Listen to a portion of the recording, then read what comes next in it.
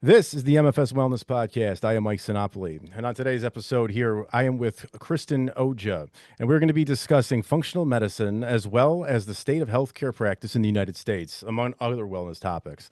And she is the CEO and founder of Stat Wellness, which is the nation's first functional medicine and movement practice. She has obtained a Doctor of Nursing Practice and a Master's in Science in Nursing and is certified in functional medicine. Kristin, welcome and thank you for joining me today. Thank you so much for having me on here, Michael. I'm looking Oh, forward to it. hey, my pleasure. I love talking to anybody in the wellness space and all of this stuff. I know you know for a fact just kind of how convoluted everything can get in this space. There's so much misinformation, disinformation. It's frustrating. I think you find that that's one thing you have to do with your clientele is kind of shift through all these myths. Well, it's interesting because in 2019, when we first opened our location, there was just not as much noise as there is now. And our patients were not as informed as they are now. So I always joke in 2019, I could diagnose a gluten sensitivity and I like figured everything out. Like it Mhm. was the end all be all. And then as from 2019 to 2026, our consumers have become so much more aware of their body. They've become so much more knowledgeable. They have so much more at their fingertips between Chat GPT and Cloud and Gemini and all of those.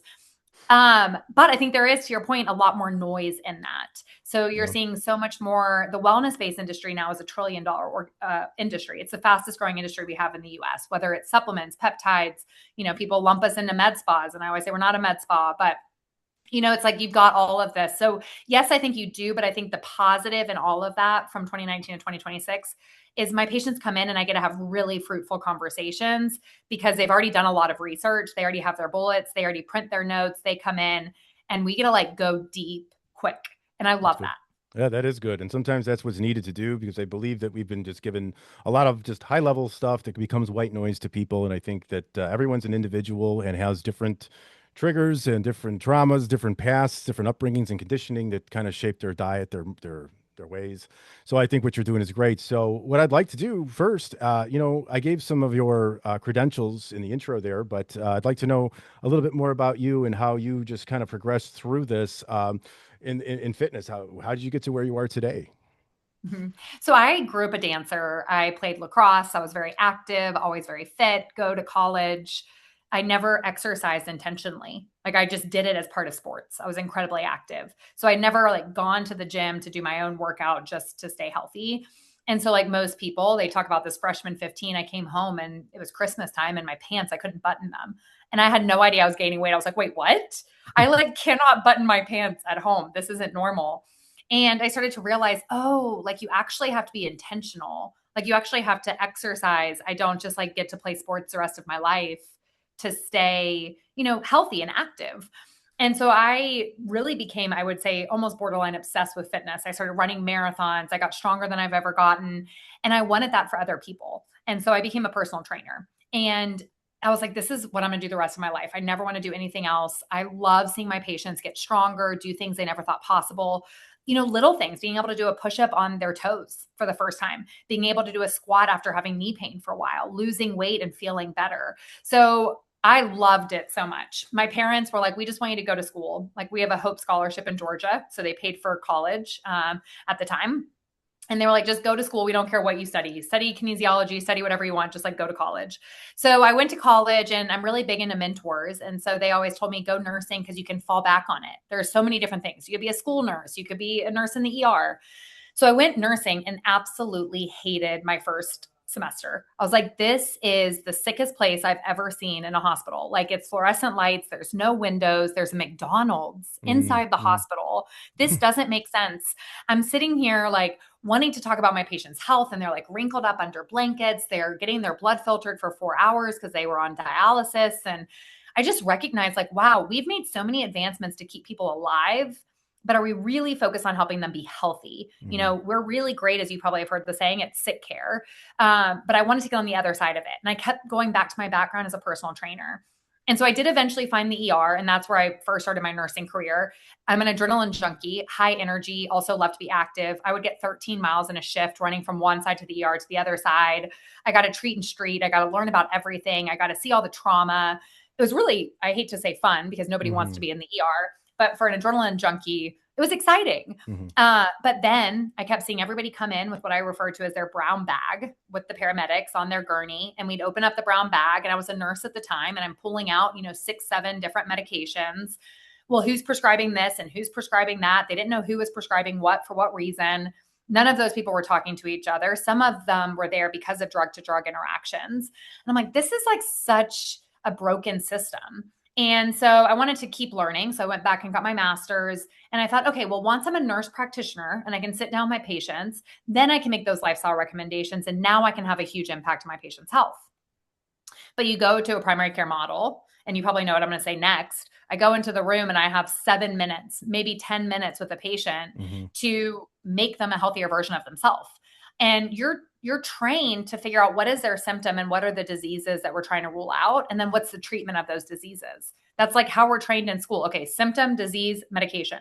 Symptom, disease, medication, right? And so I was like, well, I don't love this. And I'm a curious person. And I want to know, why do they have high blood pressure? And why is their cholesterol high? Okay, sure. I know the protocols and which statin to put them on or which blood pressure medication to start with, but why? So then I went back and got my doctorate. And in my doctorate, I got to pick my own dissertation. So I started studying gut health because I was like, there's got to be things that are at the core of people's issues. And so Hippocrates said over 3,000 years ago, all disease begins in the gut, right? So I was like, well, that's a good starting place.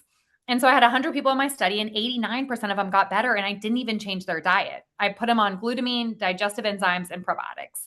And I wanted to see if this works.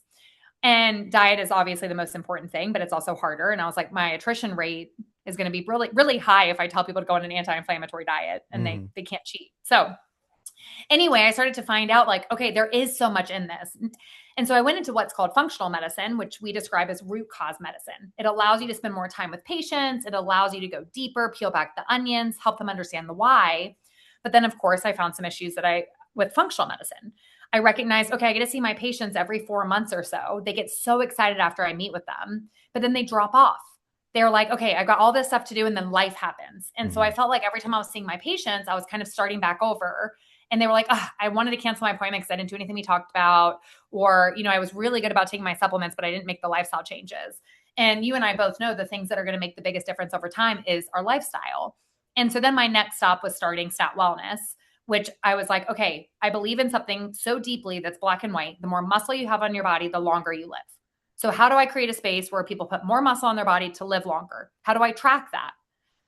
Barbells, right? I'm like, I need a space where people can walk in and see barbells. I don't care if they're even there for movement. I want them to look at weight every time they come in a stat. And then I was like, I also want to create a model that's the same price you would pay to go to a boutique gym or to join a CrossFit gym. But I want to throw medicine into it. I want them to understand what's happening inside their body. Well, now I want to encourage accountability. I want them to have all the resources and tools because the lifestyle is the most important, but it's the hardest. Okay, I need the health coach. I need the dietitian. Well, if we're going to be strong and get stronger without injury, I need physical therapy. So I kept building and building to become this one-stop wellness shop focused on lifestyle medicine, which is the root of what I believe longevity. Hmm. And so that is a long story made somewhat short Hmm. of how I went from being a personal trainer to the owner of Stat back in 2019. Well, that's a great progression there, and I, love hearing it because you see what the mistakes are being made, and like you said, 7 minutes with somebody to help them change their entire lifestyle isn't really going to do much because there's just so much to it. So I think opening up your own spot is amazing. Now you have multiple locations now, right? Is that right? Mm-hmm. How many Yep. locations do you have at Stat Wellness? 8. 8. Wow, that's great. And how long has that been running then? How long have you had that business going? 20. So we opened our first one in 2019 Okay. when nobody believed it would work. Everybody said that there was no proof of concept and just kept following my why and my passion. And so we were completely self-funded. So then after, and what happened in 2020, Mm-hmm. we owned a gym, opened Yeah. in 2019. Yeah. Yeah. Scary So times. uh, Absolutely. yeah, 2020 happened and we made it through. And by 2022, we opened our second, 2023 And then every year we've been expanding. This is our biggest year. We opened 3 in That's great. Well, 2026. congratulations. And I noticed myself because I was doing a lot of virtual nutrition consulting during that time, and there was a lull, where it slowed down a little bit in 2020, where everyone was kind of like, "What's going on here?" But I don't know. Maybe after that, did you kind of see after COVID hit and after all of that? I feel like a lot of people were stressed out, sitting around, eating a lot of food. And do you think that ultimately, while you were maybe nervous or concerned about that happening, where people couldn't actually go to your facility after the fact, I feel like a lot of people started to be more concerned about their health, not just Mhm. because it was a pandemic, it was a health scare type time, and there was a lot of back and forth about who was at highest risk. So I think a lot of people did, between sitting around, not going anywhere, ordering food like they were told, eating extra, not moving, and they kind of maybe took this on. I think a little bit more. Mhm. Maybe it actually helps your business in the long run. I'd say. What do you think? I agree. I Yeah. mean, I think it's and I know this is kind of switching gears, but it's Hmm. like everybody keeps thinking that these things like AI and function health and all of these different variables are going to hurt our business. And my response back is like, as long as humans are on this earth, like our business is going to survive every trend, every pandemic, every AI tool, because there's certain things that humans need, Hmm. connection being one of them. So yeah, all of the things. I hope that like our business looks like this and then the trends go like this Yeah. and the pandemics and all of the things. And yeah, I don't think we're slowing down. Well, that's good. Yeah, we're gonna always want to be with people, and I know for a fact that we got this AI stuff. Now you've got these apps that they claim they can take a photo of your food and tell you the macros and the calories within it. I don't know if you've ever seen anything like that or believe in that at all. I'm skeptical. Have you used anything like that? Well, so I don't use it at all. We've Okay. actually talked about it, and I had some of our dietitians provide feedback to me on some different platforms, and it feels like they cannot. There's no way for them to get fat macros. So Yeah. they did not find that it's actually useful Uh, at this time. I don't know right. if anybody out there, your experience is different, but they're like, good protein. Like if they look at the Hmm. protein, they can gauge the ounces. Like protein, carbs were okay, but fat was so grossly off that you couldn't Hmm. use it as a macro It's probably tracker. maybe it's the density of the fat because fat's nine calories per gram, while the other two are four. I know maybe that makes a difference, but that's going to really thwart the macros and the calories if the density macro is screwed up. I just never Yeah. knew how they were, how are they able to even know like how deep this bowl goes and all of that. I don't know. So I still tell people, take it with a grain of salt with the AI stuff. And you did say, you mentioned protein in there. I did want to ask you, and I do kind of just, you say things I just kind of like to get your feedback on it. How do you feel about Yeah. all this, the current protein push nowadays, where everything in, you get blueberry muffin protein, you've got Dorito proteins, you got anything and everything they can try to pretend to put protein in, they're doing it. What do you think about this? Do your clients ever reach out to you and ask you, is this good protein? Is this good? What is your experience or thoughts on that? So we really take a whole foods based approach. So I think there's truth in the fact that we need protein. We need protein diversity. It's our amino acids Hmm. and our building blocks.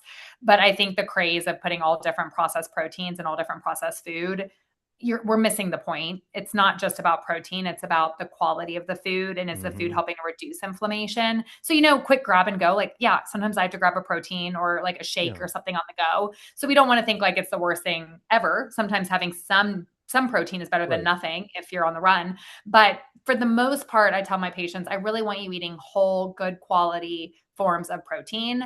And I talk about this a lot. I think carbs are just as important as protein. Like every macro, in my opinion, is important. And Hmm. most people need a well balanced plate. There's, of course, like if you get cancer or you are dealing with epilepsy or things like that, maybe you need something more targeted. But there's been such a protein push that I feel like a lot of my patients that are trying to lift really heavy, they aren't getting the carbs to actually grow their muscle and replenish their muscle. And so I feel like just what you see with everything in America, and maybe this is all over the world, we take something that has truth and then we just like Hmm. take it so incredibly far. Like I saw Extreme. this with intermittent fasting. I'm like, there is good research on intermittent fasting when done safely, effectively for the right person at the right amount of time. And then I started having all my patients that were eating one meal at 6 o'clock only. Hmm. And they're Hmm. females and they're stressed and they're living on caffeine and their hormones look horrible. And I'm like, we took the research study that showed that intermittent fasting could be beneficial and just like took it to the extreme. Yeah. And I feel like that's kind of the problem with messaging, marketing. Oh yeah. We just take everything too far. It's so extreme. I think two things you said in there. The carbohydrate fear has been that's a hard one to unstick. That one still have had clients come in and say they need to eat less fruit because of the sugar and the carbs within that. And I'm like, that is not what we're doing here. And I'm sorry, but they have done a great job. After the whole low fat craze in the 80s and 90s, then they switched to the demonizing of carbohydrates and the ketos and all of those South Beach diets and all of that. It's hard to unstick that. People still think carbohydrates are responsible for causing fat gain, when really what they did was just limit their processed foods, because a lot of that's high carb, and then they did it. It's just like intermittent fasting. I don't consider it a great way to lose weight. I just think that it's a calorie restriction by time, and that's really all it is. Because if you take somebody, if I'm wrong, let me know. But if you take somebody that two people have a maintenance level of 2,000 calories, one intermittent fasts but eats 3,000 calories in their eating window, and the other one just, throughout the day just sticks within their calorie range, they're going to lose weight. The other one's not. I really do. I know there's some benefits to it, and it helps, but that's kind of Yeah, what I we mean, do. I tell people like a lot of it too is if you just tell yourself you're done eating at 7, think of how much mindless eating happens at night. Mm-hmm. It's so much of that is just gone. People aren't just sitting there eating popcorn or grabbing, a handful of nuts or, things like that that might not even Yeah. be unhealthy food, but just add up over the course of the day. Yeah. And the only thing I think in some people you see is that autophagy study. Like, is there the longer you go without eating, do you get into mild autophagy? Are you recycling out some of those dead cells? Is it Right. helping with growth hormone, stem cell recovery? Maybe, but like I look at the Mm-hmm. research and a lot of it's more on something that's sustained, like Prolon I don't know if you're familiar with that 5-day fasting mimicking diet, but it's a little bit longer term than just I went 13 or 14 hours. Gotcha. Yeah, yeah, but we do tend to like to go to extremes in this country with a lot of things, and I think that's working against us. And I think a lot of things would be saved if we just could come to the conclusion that two things can be true at once, and you just don't have to agree with both, and it's just the way it is. But Mhm. so yeah, so kind of like, how are you like incorporating functional like movement into medicine? Like, what's your process then? Like, how do you take somebody, your clients come to you, do they already have some type of illness they're dealing with, or is a lot of it preventative? Is it a little bit of both? And how do you incorporate it all together? Like, what's your standard process to do this? So what's crazy is it's kind of everything and I'll describe it, but we're all family nurse practitioners. So we treat from birth to death. So our youngest patients are like 1 and 2 years old. And our oldest patient that's doing personal training is 96 years old right Wow. now. So everything in between. And we work on the whole gamut of the super, super healthy person that's an executive that's just wanting to perform at their best, and they're coming in to biohack. They've been tracking all their data. They've got years of all of this. So they want to figure out, how do I live longer? How do I think Mm-hmm. clearer? And then you also have the people that just got a diagnosis, like I have lupus or I got Mm. diagnosed with Crohn's, and they're telling me I have to be on this biologic for the rest of my life. I asked them if what I eat matters, and they're Crohn's gastroenterologist. And they're like, what you eat probably isn't going to impact your Crohn's. Here's your biologic.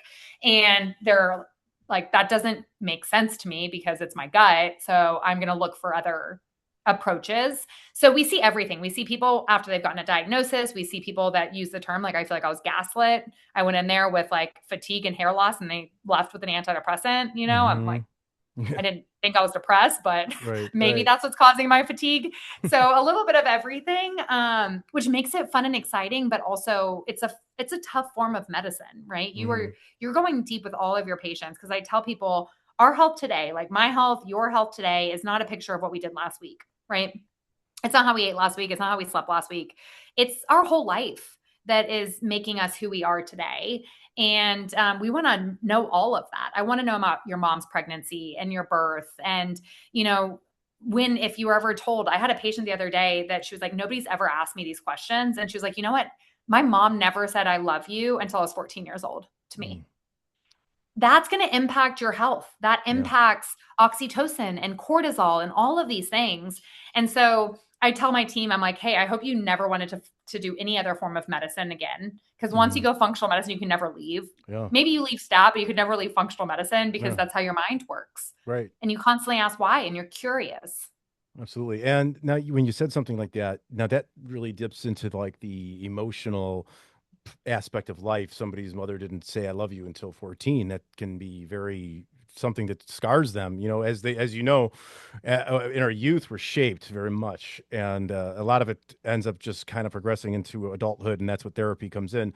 Now, in your line of work over there, do you have a threshold or like a point where you have to feel like you have to stop and say, you might need cognitive behavioral therapy, or so there's an eating Yeah. disorder involved? Now, do you do anything with that type of behavior? Like, if they're almost therapist work? I don't, doesn't sound like it does, or does it? So everybody thinks they joke that like after they do their new patient with us, they're like, "Are you a therapist?" Because they start Mm-hmm. like crying. We have tissues in every room because we go through everything. We go through the physical things, the emotional things, everything, and we refer out to therapy. We have, as a practice, thought about doing medicine, movement, and mental health, but it's too hard for us to find one therapist at each location to address the uniqueness of mental Mm-hmm. health. It's Mm-hmm. very complex. Some people need more of a trauma specialist. Some people need more of like a fair recovery. Some people need the mommy issues, the daddy issues, whatever it may be. So we refer out all the time, and we have really awesome relationships with therapists around all of our stat locations, because we are not therapists. We do recognize when there are some patterns that we think are impacting their physical health, and we will refer out. But there's also some physical reasons that will impact your mental health, right? So, like, Mm-hmm. sometimes when I check my patients' labs, they're so depleted. They have no DHEA, no cortisol. Their vitamin D is down the toilet. They have no B vitamins. And I'm like, you know what? Why don't we physically start to replenish you and see how you feel? And sometimes what they thought was depression was actually just depletion. Mm-hmm. Okay. I see what you're saying. So yeah, I get what you mean. So there's different ways that they think it's something that's an emotional issue or a or mental issue, and then you can discover that it's something else within their lab work that can kind of rectify and put them in the right way. So yeah, because I kind of have that with what I do. I've had people before, and it's hard to for in my at least what I do, because I just do a lot of virtual nutrition consulting. I help them with macros, body composition, things like that. But then I've in recent years have gotten really in tune more with the why people are eating the way they're eating, whether it be cultural upbringing, whether it just be some past issues that they cope with and they use it. And, you really have to be careful with how you proceed with that, because there's times where I feel like, hey, my macro count and my meal plan for you just it doesn't feel like it's going to do it for you, because you're not addressing this root cause. So I think that's cool that you've got some stuff in play there that will get to that root for these people, that really is what's going to help change their lifestyle. So Mhm. I like that. So that's great. And the thing with root causes, I think people think there's one thing that's going to be the root cause. And a lot Hmm. of us are very complex beings. And so I think there's multiple things that can be root causes that are affecting one another. And so I always talk about peeling back this onion and just take it into bite-sized pieces, and just remember that little by little, little becomes a lot. As you start to fix some of the root causes we're seeing, you're becoming a better version of yourself. Hmm. And it takes time to be the best version of yourself, right? Good, better, best. It's like, what are we doing today to be a little bit better, a little bit Right. better? Right. And that goes against everyone's mindset, like you talked about before, of that extreme where they want to do everything perfect for X amount of time. I feel like we still have this wiring where we just think like we can go on this rigid 3-month plan and it's going to eradicate all years upon years of neglect, bad habits, and everything of the sort. And it just doesn't work that way.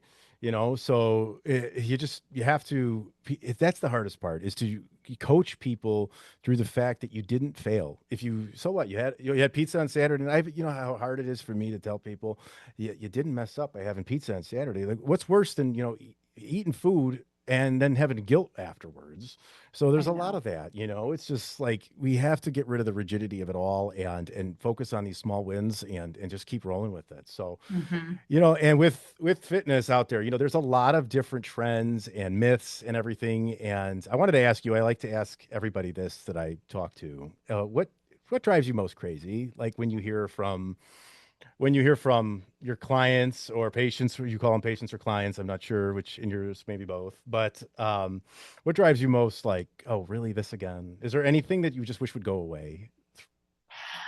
I think it's been different things along the journey since 2019. Early on, I just hated the juice cleanses. Like, Hmm. we all probably know somebody that did a juice cleanse or the master cleanse. I'm like, it doesn't make sense. That's not how we support detoxification. So I Hmm. don't love that. I feel like now, and I know people are probably going to give me a lot of pushback on this because I think there's some There's some people that feel really good with this, but I would argue there's a root cause for why. But personally, I just really try to get people on not strictly carnivore. I'm like, I really like the idea of you having fiber in Mm. plants. I think there's a lot of research on the importance of prebiotics and our gut flora with longevity. But I do recognize that some people cut out all fiber sources and they go carnivore and their gut feels better and they lean out and their inflammation comes down. But I would argue in those situations, there's probably some underlying issues that we could work on. Maybe your gut flora is imbalanced, your gut microbiome. If any kind of fruit, vegetables, carbs, fiber is causing bloating, there's something else going on. Hmm. So I think that's the one that we have the most right now. And I meet people where they're at and we do stool analysis if they'll let me. I'm like, hey, you feel so great on carnivore. Can we do a stool test and just see how your gut bacteria looks? Hmm. And if their prebiotics look great and their gut microbiome looks great and their inflammation's low, and we dig deeper because I think lipids are not a great picture of cardiovascular health, but their ApoB is great, their particle size is great, their LP little a is great. I'm like, keep going. So I Hmm. think I want to caveat that I think there's some people, but we have so many people that are just eating meat only. Yeah. Um, It sounds and I, miserable. I love meat, but I don't. I'd rather almost try a vegan diet than that because yeah, it's just there's no variety there. It doesn't I look know. like, it just looks like it's hard to sustain that. But I I know. wouldn't want to. And I was going to ask you. I have to ask you this one. What's your thoughts on Ozempic, GLP-1s, this Mhm, craze? I know there's other mhm. peptides out there that have their benefits and things, but strictly talking, there's Ozempic, GLP-1s for strictly using those for no other reason but fat loss. What do you think about Yeah. this? So I think for the right person, they can be helpful. It's to me the cherry on top. So we're really, really picky when we do prescribe them. We want to make sure our lifestyle is all dialed in first. Like, are you strength training? Are you focusing on building muscle? Are you sleeping? Are you eating relatively clean? We don't ever expect our patients to be 100% perfect. I would put people in that orthorexia category if they are. But like, Hmm. is the lifestyle dialed in? And then we look for reasons in the labs, again, going back to like hormone replacement therapy or supplements or those things first. If all of that's happening and our patients are very metabolically resistant, we will use microdosed, like low dose, which to us we consider microdose the loading dose or below. So that non-therapeutic level. And I want to tell you a funny story about this. We Hmm. require people to do body scans and not lose muscle mass. If let's say somebody does have 30 pounds lose over a course of a year and they lose 3 pounds of muscle, that's 10%. They lost a lot of weight. That's like going up and down stairs without 30 pounds is going to do that. So there's that like mild, moderate. Hmm. But we've had people that got GLP-1s from med spas or somebody else that wasn't monitoring body composition and they did our scan and 50% of what they lost was muscle. Hmm. And that's shortening your life, right? That's Absolutely. causing more metabolic dysfunction. So we're extremely picky. And so the story I was going to tell you is I had this patient. She was a menopausal female. Her whole life weighed 120, like her entire life. And she goes through menopause and she weighs 128. I would argue this woman looked perfect. Like she is just dynamite at 128 pounds. But for her, like she's never seen anything but 120 for her Hmm. entire 54 years of life. So she wants to go on this GLP-1. And I'm like, I really don't like it for you, but I'm willing to prescribe super, super low doses because your A1C is 5.6. You're almost pre diabetic, probably related to the hormone shifts. But if you lose any muscle mass, because we've been working so hard, I was like, I'm not prescribing it anymore for you. So I need you to make sure you're hitting 30 grams of protein, getting some of those good high fiber carbohydrates. You're strength training at least 3 days a week. I need you doing progressive overload. I like threaten her with all this stuff. She's like, got it, got it. So I check in on her like a couple months after she started, and she was like, it's been great. It's been super slow, just like you told me. I'm down to 124. So she had lost 4 pounds in 2 months. She was like, but I feel so much better and all this stuff. Do you know what I'm going to say at the end of this? What it turned out she was doing? No, go for it. Injecting air. She had the vial on the counter and she was drawing it up. She didn't tip it over. And Oh, so for the 2 months, she had been injecting air. No nothing. GLP-1 at all. She was asking, and the reason I found out when I checked in on her, she goes, "Hey, I just want to let you know though, I feel like I'm doing something wrong because I'm throwing away an entire vial. Like it's not going down. I know you have me Wow. injecting very little, but like it's not going down. I'm throwing it away." And I went to the next vial. And so I call her and I'm like, hey, I'm like, that's really weird because you should finish the entire vial. It's a tiny Mm. vial in 28 days and throw it away. Like Wow. I have you on low doses. And turns out she never flipped it over. So she was injecting air. She goes, well, turns out maybe I don't need the GLP-1. I just There you needed to go. She prioritize the just it life, was the that's one of lifestyle the things.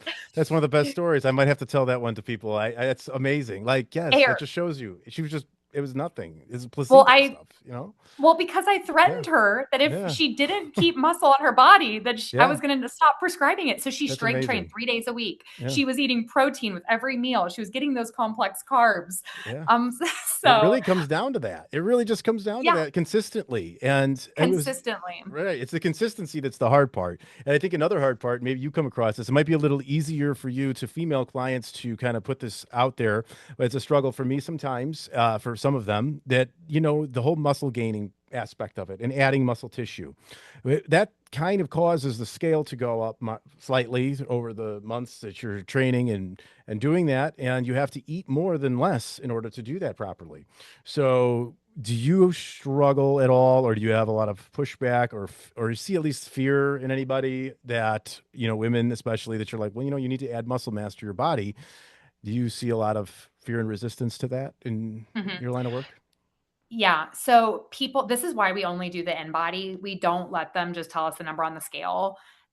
We do work with a lot of really fit females too, and they're brainwashed. They're brainwashed that the number on the scale, even the very fit females, is the answer of what's going on with their composition. So I had a patient the other day. She was like, I've never been this high. I'm 126. And then further in our conversation, she was like, I've never been this strong. I've been doing amazing with progressive overload. I work out every morning, Monday through Friday. And I was like, well, let's take a look at your body scan together. Like, because I'm hearing two conflicting things. You want to lose weight and you are like never seen 126, but you're stronger than you've ever been. And so I look at her body composition with her. Her body fat was 12%. As a female, Mm, 18 to that's 28% is considered yes, healthy, right? So yes. she's incredibly lean. She only had 15 pounds of body fat on her in her entire body. And Wow. her muscle mass was 130% of the muscle mass she needed in her body. She was so strong. She was more than 50% muscle, which you never see in females. She had No. 70 pounds of muscle on her body, Wow. 15 pounds of fat. So I'm looking at this with her in the numbers. And I was like, hey, I just want to like see, because you can't lose any more body fat. Like your organs are presenting at this 15 pounds. Like you have no more body fat to lose. You're at 12%. This is going to impact your hormones if that's our goal, and your Hmm. muscle. So the only way to get back to 120 is to lose 6 pounds of muscle. But like, I don't want you to lose the muscle. Do you want to Mm-mm. lose the muscle? Your muscle is your greatest asset. And she was like, that's so weird. She was like, and I was like, how do your clothes fit you? Her clothes still fit her the exact same. But Hmm.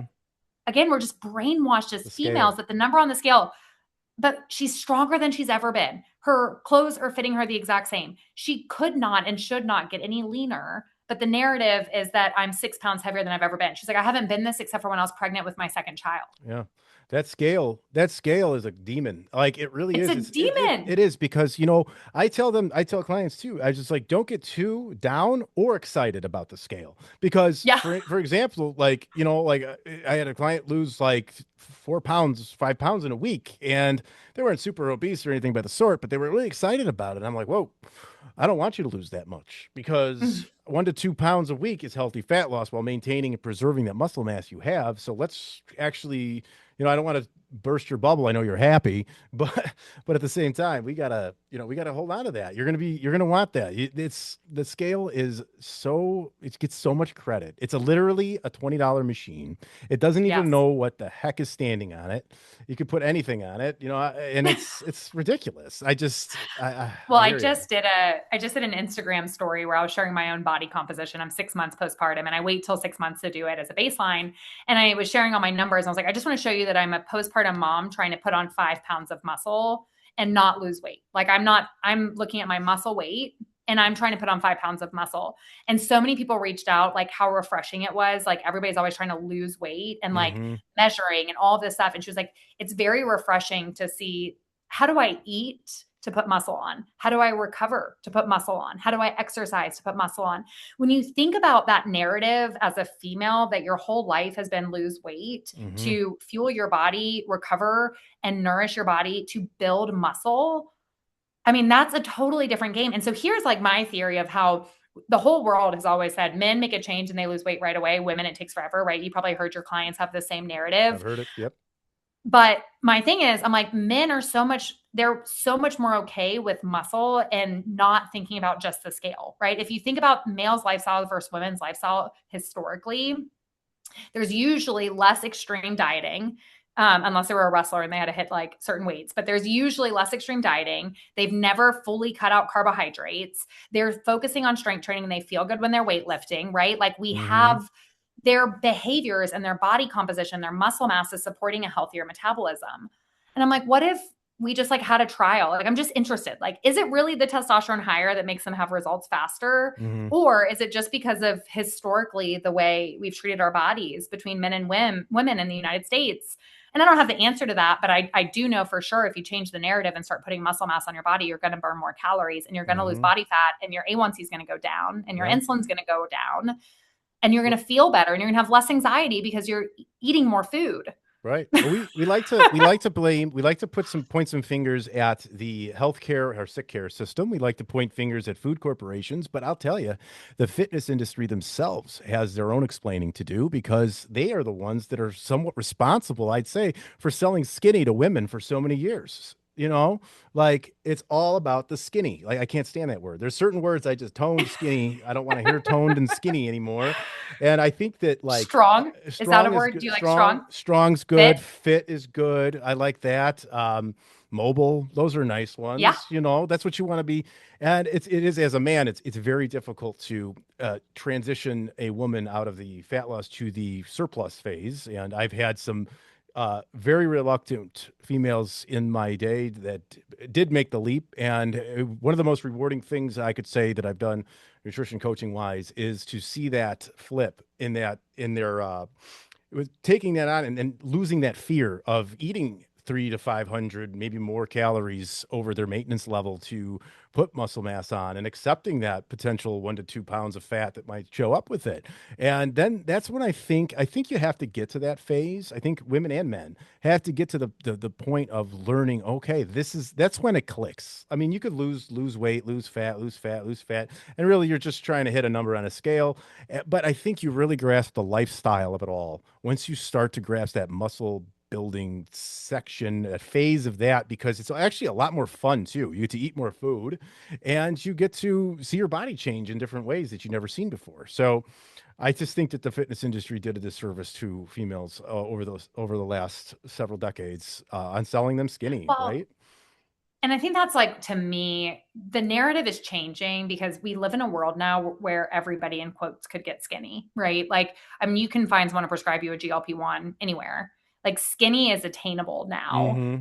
What I think is and me and you are like, we both love these words like strong and fit, but like, you cannot build muscle without the work, and that's what I think. Like, to me, when now I see strong people, I see discipline, I see success. Like, my husband said to me the other day, he was like, you know what, I don't compliment weight loss anymore. Like, weight loss isn't something I want to compliment, I Mm-hmm. compliment strength. Like, Mm-hmm. wow, you look strong. Because like, anybody can get skinny now. Yeah. Like, this, we just live in a different day and age, and that does not mean health.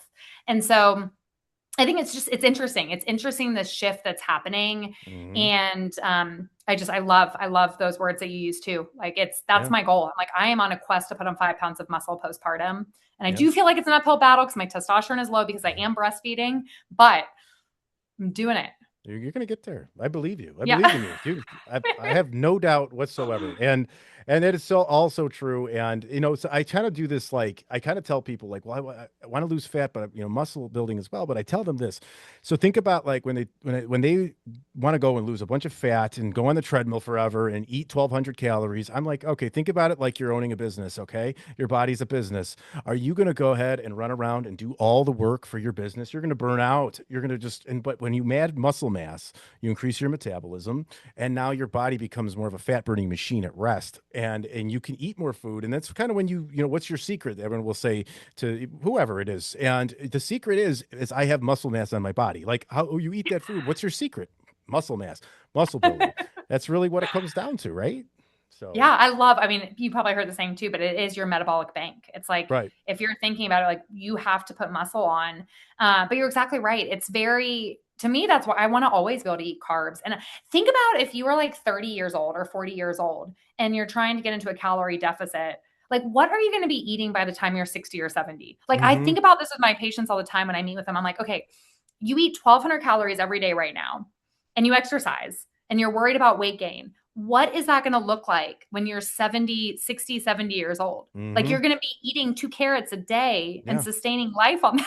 No, and Like, there is no yeah. more of a deficit you could get into. No, and when you go that low, like when I do a calorie deficit for clients, I'm like, here's your deficit range. We're going to start you just 50 to 100 calories under it because I want you to lose as much fat as you can while you're in eating as much food as you can. Plus, once you plateau, which you will, you're going to have to go somewhere with that. If I go all the way to the bottom of your deficit, now where am I going to go from there? We're going to be starving you at that point, and you're going to have malnutrition and you're going to lose muscle mass and all of this, you know how it goes. It's just Yep. trying to explain all that stuff to them.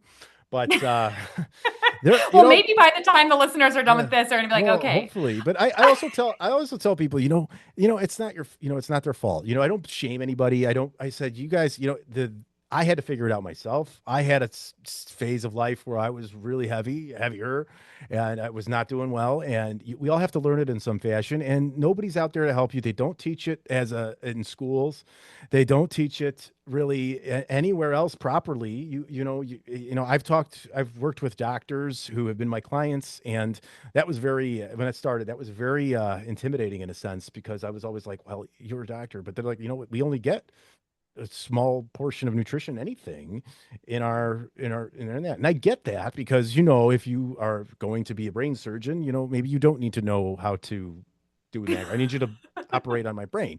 So, I get that, but so I don't shame doctors. There's always that in there, but there is so much more to what we need to know when it comes to Mhm, this stuff. So, I mhm. don't know. So what else? Anything how about the future for you in with Stat Wellness? How about that? Do you have anything coming up that you're excited about that you want to share at all or Well, we are having so the website, if you looked at it, is our first Mhm. website from 2019 when we had one location. Okay. And so we are about to go through a massive rebrand, Mhm. and it's going to happen on October 6th. And so we're going to have a new website. We're going to have a new logo, new colors, new merchandise.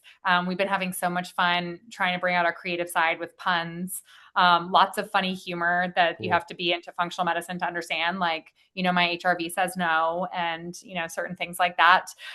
What happens in Vegas, the vagus nerve. Mhm. So we've been having a lot of fun coming up with different sayings. So that's coming up. And then we are going to be back to 3 new locations going into 2027. So we're nailing down which markets we're looking at. But for the rest of 2026, it's just a rebrand, and it's ironing our foundations we have in place so that we're ready to keep scaling in 2027. Wow, very cool. Now, before I do one last thing here, do you service just your areas or do you have virtual available too?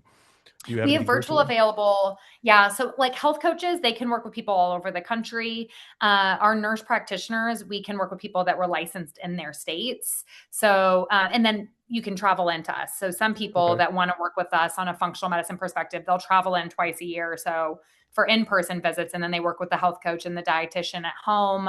We have movement apps, so you can do programming with us and all sorts of things. So yeah, we work nationwide, but we hope to eventually have a location in every metro city over the Okay. next decade. Well, that's very cool. Very exciting. Now, last thing we're going to do before we wrap it up. I just was on your Instagram and I saw a post I liked and I was going to go through it really quick. It says, I don't know if you remember this one. It was from July 14th. I built a healthcare company because I was tired of hearing.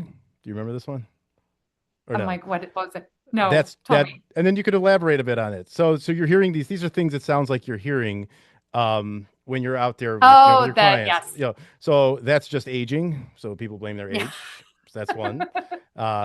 What you eat won't make a difference in this. Oh So yeah, I mentioned that already. That one's my yeah. biggest pet peeve. Yeah, I don't know. That's like literally just if you have that mindset, you got a lot of work to do because it's everything. It's fueling you.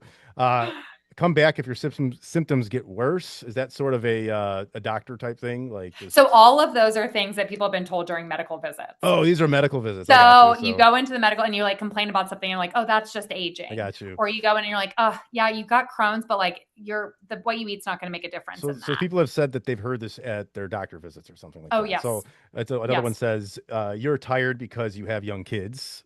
Yes. Uh, just eat less and exercise more. That's the most vague kind of stuff you can do. Like that doesn't give anybody direction at all. Like, okay, do I eat less of what? Do I eat more of what? Exercise? So What type of I exercise? side note on that, I actually got told that by my OBGYN back before I started stat, like in Mm-hmm. 2014. And he never asked me what my current exercise looked like. And I was currently running a marathon. So on Saturday, before my appointment with him on Monday, I ran 22 miles. Oh, And geez. he told me that I was concerned that some of my symptoms were like PCOS. And he was like, you just need to, have you heard of a thing called MyFitnessPal? Yeah. And he was like, you need Oh, to yeah. eat. That's what he said to me. And then he said, you just need to eat less and exercise more. And I was like, hey, you didn't ask what my current exercise looks like. I Yeah. ran 22 miles on Saturday. Do you want me to run more than 22 miles? Yeah. What did he look like? You like a deer in headlights? It's like, oh shit, sorry. Oh, it makes me so mad. These I things make know. me so mad. Yeah. Yeah. And my fitness pals know they're no saints. They tend to, if you don't put any information in, they default people to 1,200 calories. So if Oh, I you know. they used to at least, there's just like just boom, here's your 1,200 calories. It's just a safe number. Let's get you in with blank specialists. So they want to move you to specialists instead of changing they move you along the path. You're too young to worry about this now. That's bad advice because that's where it Yeah. starts. And Oh, then yeah. it's because you are stressed, okay? And then your labs look good. There's nothing else we can do. Jeez. See you at at your physical next year, and you just need to lose some weight.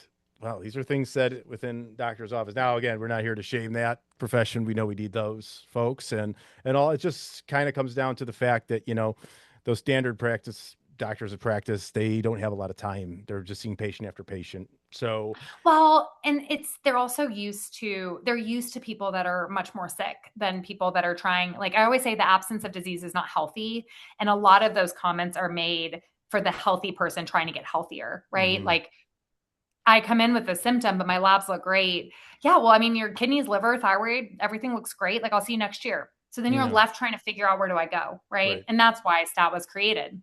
I see. Well, hey, they got some great reasonings for this. I love what you're doing. I respect the hell out of it, and I'm going to keep in touch with you on here and see where you guys grow. I'm looking forward to seeing your new website coming up.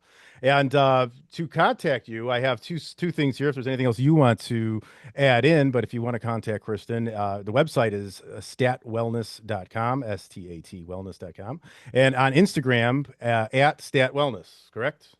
Mm-hmm. Those are probably the best two spots to go to get with you That's, and find yep. everything from there. Great. Yep. Great, great. So, well, thank you. And before we close it up, is there anything else you'd like to say, put out there? Floor is yours. Anything goes, whatever you want to talk about. No, Any? but feel free to follow me personally too. I do a lot more on LinkedIn now. So Okay. I'm Kristin Oja on LinkedIn and then at Kristin Oja DMP on Instagram. So Okay. follow along. I've got, a 5-year-old, a 4-year-old, and a 6-month-old. So my Ooh. life is very full. And so you can come and embrace the chaos with me. Hey, I'll watch from afar and admire from there. So that's amazing. So all right, well, hey, I appreciate you doing this with me. Again, we gave you the contact info. I'll put it out in the show notes. And until we do another episode for Kristen, I'm Mike, and we'll talk to you on the next one. Thank you.